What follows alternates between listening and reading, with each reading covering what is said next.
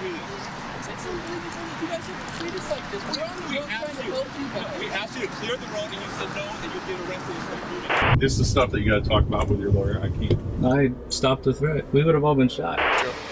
Hey, check that out. I stopped to help somebody who's been shot. I'm getting arrested. Heroes are usually rewarded for their actions, but unfortunately these heroes are arrested instead, and the reasons are insane. Here are some cases where the heroes were shown the prison door, starting with this hero who tried to save the victim of an accident. Thank you for teaching me not to be helpful, you fat... On October 9th, 2020, retired firefighter Joseph Garce was driving in Santa Paula, California, when he spotted a shooting victim, Samir Salgado, lying in a pool of blood in a parking lot. Without hesitation, Garce exited his vehicle and began administering CPR to the victim. Shortly after, police officers from the Santa Paula Police Department arrived at the scene. Don't go to the car. Don't go to that car. Stay over here. Stay over here. Stay over here. Come over here. That's your car? That's my car. I was driving by. I saw him. I'm a retired firefighter. Okay. I'm not a part of this. We don't know anything about that. We see a gun in the car. You're not going there. Do you have your ID? It's in the car. What's your name? Joe Garces. Joe Garces, you got to relax, okay? We know you're helping us out. Wait, but you guys aren't listening either. That's part of the problem. Yeah. So I said we appreciate your being involved. Okay. We're just running. That's his knife. I took it out of his pocket to cut his shirt off. And that's your vehicle? Yeah, I was driving north. I saw the lady. They were looking this way, and I saw him down, and I thought it was beer or something. Spun around and came in, saw the blood. She said they were calling 911. I screamed, has he been shot? She said, yeah, as I was pulling in. Okay. Saw the gunshot wound to the side of his face. I did a quick check, found the gun in his waistband, rendered it useless, stuck it inside my car. Grabbed his knife, cut off his shirt, and then you guys started showing up. Okay. Did you Did you see anybody running, anybody leaving the area, anything? Not a thing. Garce provided further details on the incident. Initially, the interaction was respectful. However, the situation took a dark turn for the worse when Santa Paula Police Detective Rivera arrived and began to adopt a condescending attitude. Not a thing. Get this guy out of here. Sir. He's a witness. What the? Relax. We appreciate it. Huh? So I got a crime scene, sir. I'm a detective. Yeah, and I'm here helping him, so step the off. Okay? If you're a good detective, you wouldn't be yelling at me right now. You'd be taking care of your job. Over here. You. I can't get the out of here. Get out of my crime scene. Get out of my crime scene. What are you gonna do to me? Get out of my crime scene. I'm gonna make you next time. Get out of my crime scene. Come with me, Mr. Garces. Mr. Garces. That's my... Come with me, Mr. Garces. 100 people will give you guys the benefit of the doubt. And I work with you, 27 years. When do I get my car back then? Hey, tell them. Thank you for teaching me not to be helpful, you fat piece. You have to step back. Step back. Step back. Step back. Step back. Step back. I don't know who you're. Oh yeah, so now you're gonna come over with me, huh? You're doing a really good job right now, aren't you? I need you to back up. You need to calm him. I need you to back up. Come here. No, I got it. Come here. No, you need to understand. Take it down a notch. You can take it down a notch. Somebody here's not controlling themselves. Down. It's you. Take a deep breath. Don't be a hypocrite. I've taken a deep breath. It's your turn now. Yeah, don't be a hypocrite. You want to talk like adults?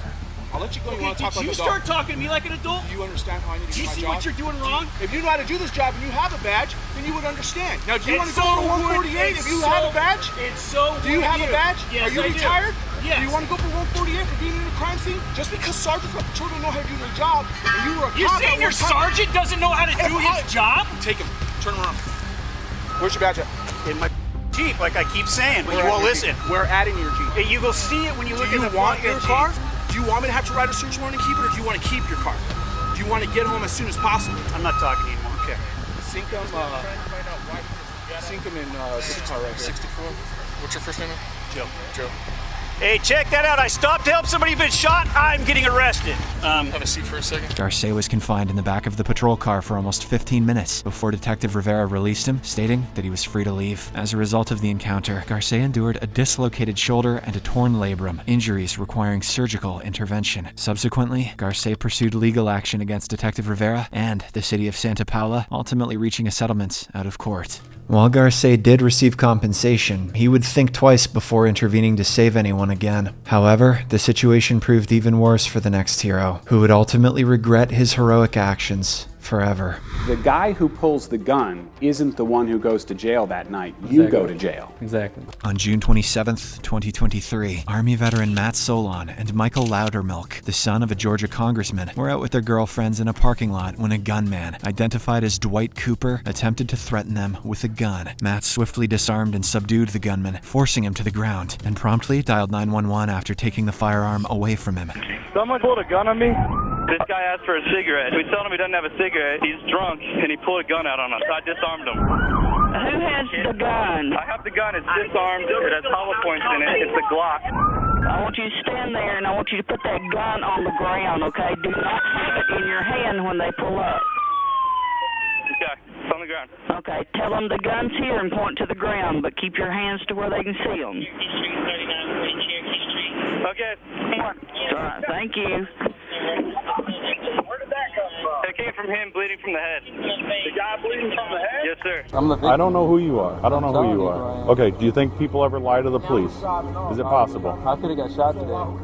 Yep, me too. That's my job. So, I was in the military for 6 years. I think I know that. Congratulations, sir. I was in Afghanistan. I know exactly what danger is. So I'm not armed. You want to test me or frisk me or whatever? You're fine. Just don't move, and there's not an issue with that. Don't go reaching in your pocket, man. You just Get away and get thrown on the ground. Don't be stupid. I understand completely. You're not exactly being cooperative either. I'm putting him in my car. Sure. Did I do something wrong? I don't know what's going on. We're trying to detain you to figure out what's going on. Does that make sense? Yeah, but did I do something wrong? Did I do something wrong or no? Look at it this way, man. I'm done talking. Anytime we show up on a call, we have to do what we can for safety reasons until we can safely ask everybody questions. We got one guy with a gun, one guy bleeding, so we detain, and we wait till everything calms down, then we start asking questions and kind of figure out what happens in the scenario, just so you know why you're sitting back here. No, I have no idea why I'm sitting back here. It doesn't explain anything. Matt, step on now. Yes, sir. I had it under control, I feel like. You had what under control? The whole situation. I had him on the ground. I had him taken care of until the ambulance. I had it disarmed.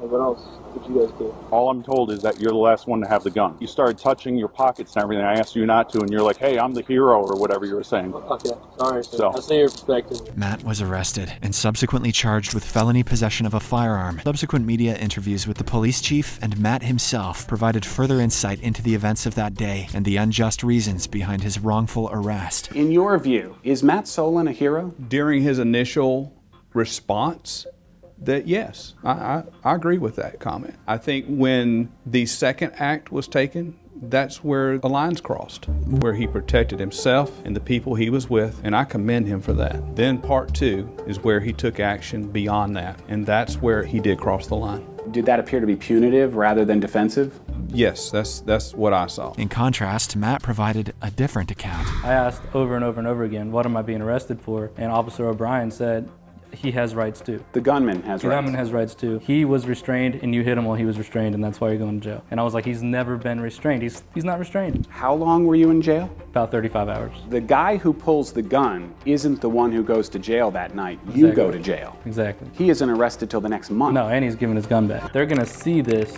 when they run my plate, that I've been arrested before. For a gun-related charge. For a gun-related charge, right. And they're going to think in their head, oh, this guy just had a good lawyer. He got off it.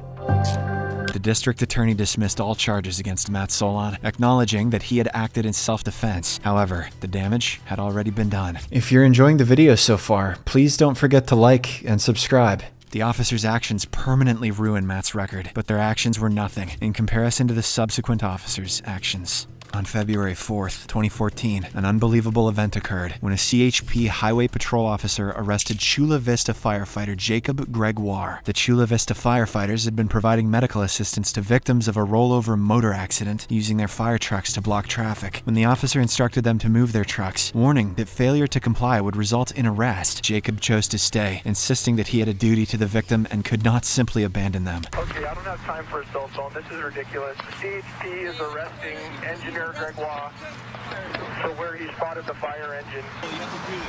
It's unbelievable that you guys have to treat us like this. We're on the road trying to help you guys. We asked you to clear the road and you said no, and you'll get arrested if you're moving it. Middle of patient care with patients on the freeway. They're putting him in handcuffs at this time and walking him away. The Chula Vista firefighter chief supported his colleague's decision, affirming that prioritizing the victim's life was important. Firefighter Jacob was released half an hour later. The firefighter in this instance showed great bravery by prioritizing the victim's life above all else. However, the hero in the next case faced severe consequences for undertaking a similar act of bravery.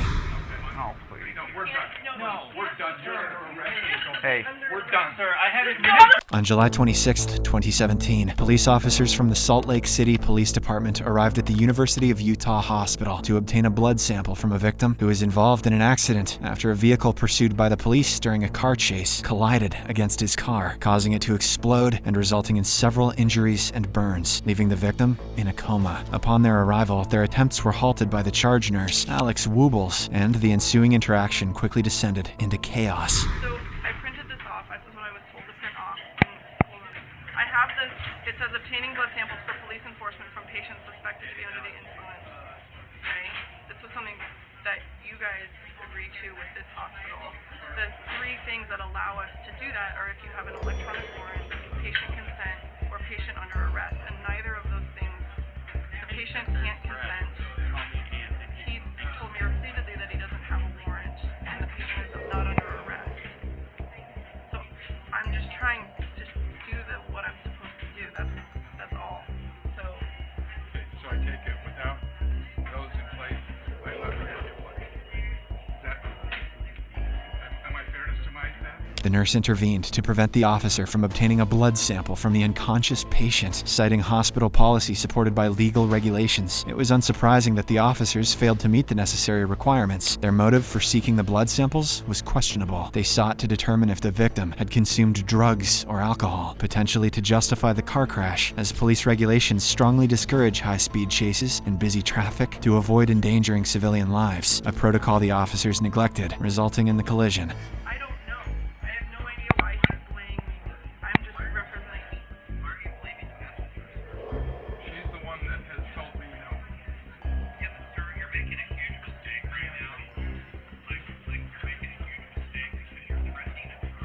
Frustrated about not having his way, the officer proceeded to do something unbelievable. Hey, we're done, sir. I had administrative. Seriously. Hey. Detective Jeff Payne, later identified as the officer in question, forcefully grabbed the nurse, slamming her against the wall and handcuffing her simply because she had chosen to uphold the law and protect her patient's rights. Shortly thereafter, Detective Payne's supervisor, Lieutenant James Tracy, arrived at the scene and began to pressure and manipulate the nurse into complying with their demands for the blood sample. I appreciate that you have a policy. it's not my policy. No, I know. No, I'm not trying to do anything. I'm being told what to do and what I've been told. And what I'm trying to tell you is, we wanted blood from this guy. Now, I have talked to people, and there's probably a much better solution that we could have come to, okay? But, all we had to do was get the blood, okay? And my point is, there are civil, if we're breaking the law, if we're doing wrong, okay? Just listen to him. Listen to me. If we're doing wrong, there are civil remedies, okay? It's called fruits of the poisonous tree. If we took this blood illegally, it all goes away, all right? So there's civil remedies if we make a mistake. What I'm telling you is, we are not making mistakes, okay? I've done this for 22 plus years. I know what the law is when it comes to search and seizure, all right? And what you have done, because your bosses are telling you to, has been to prevent this officer who was called out to do a job to do his job. That's obstructing justice. Okay? The two officers clearly have serious ego issues. The nurse was eventually released. She chose not to pursue charges against the officers or the police department, but despite this, Detective Jeff Payne was subsequently terminated from his position, and Lieutenant Tracy was demoted 2 ranks below to the role of a patrol officer after internal investigations conducted by the Salt Lake Police Department. The next case brings us to Loveland, where police fabricated charges against a Good Samaritan. There's no reason for this. Get my phone, Sherry. This is up. Videotape this. All you had to do was talk to me. I didn't want to talk to you. I didn't have to talk to you. Doesn't matter. On September 22nd, 2019, Loveland police officers responded to reports of a motorcycle crash outside a bar in Colorado. Upon reaching the scene, Officer Paul Ash noticed Preston Sowell and his girlfriend, who had previously assisted the victim, trapped beneath his motorcycle. The officer initiated a conversation with Preston, marking the beginning of a highly eventful encounter. Where is the bike at? The bike's parked down on the side. Yeah, the blue one there. We pulled it off. Okay, you mind coming and talk to me? I don't know what happened. Well, you pulled the bike off I'm not talking to nobody. Really? These guys saw what happened. I didn't. Okay, if you're not talking to anybody, you can leave. Well, you can leave. No. You're dismissed. No. We can't leave. I'm not leaving. Okay, then come and talk to me. No, I'm not going to come talk to you. Preston was well within his rights to refuse to answer questions, as protected by the Fifth Amendment right. He had no obligation to engage with the officer, and the officer lacked the authority to compel him to do so. Police officer, man. Just... I know. Did you pull the bike? Did you pull the bike off him? I'm not going to come talk to him. That's... Did you pull the bike off him? I did not. You just told me you did. Nothing to do with me. Okay, you're free to leave. Yeah, you're free to leave. So no, I don't have to talk to anybody. This is going to go one of two ways. I don't have to talk to anybody. This is going to go I don't one of two have ways. to talk to anybody. Okay, either you're going to sit here and talk to me, we'll just have a short conversation, or I'm going to arrest you for obstruction. No, you're not. I'm not obstructing anything. You are. You're right here. Okay. I'm not obstructing nothing. The officer's threat to arrest Preston for obstruction was an abuse of power, as Colorado statutes define obstruction as the use of force, threat, or violence to prevent a law enforcement officer from performing their duty, circumstances which were not present at the time. Frustrated by his inability to assert control, the officer proceeded to make the most significant mistake of his career. These guys are taking care of it. Please just come talk to me. No. Okay, turn around. I don't want to talk to you. Turn around right now. No. Nope. Turn around. Videotape this, Sherry. I'm already doing it. It's right here. Turn around. No, you're wrong. Turn around. My constitutional rights. Turn around. I don't have to talk to you. I don't have to ID myself. Turn around. I don't know what happened. He came over. We saw him down. I came to help him get his bike up. Okay, and that's what I need to talk to you. That's right. So if you've inserted yourself, let me go. If you've inserted yourself, you need to talk to me. I don't need to talk to you. I'm not instructing anything. You are under arrest for obstruction. I'm not now for resisting. I want to talk to your supervisor. You can talk to him before you go to jail. I'm not going to jail. Yeah. I didn't do anything. I helped the guy get his bike up. That's why you need to talk to me. And I'm obstructing.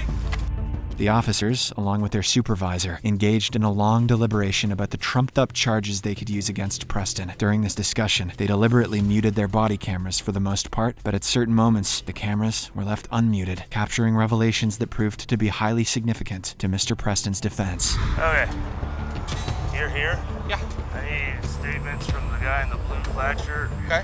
The guy in the black Eagles thing. Okay. He was the one who moved his bike over there, or was moving it. The Eagles jersey moved it over there? Yeah. So he told me that he helped move the bike, so at that point in time I gotta kind of reconstruct what happened.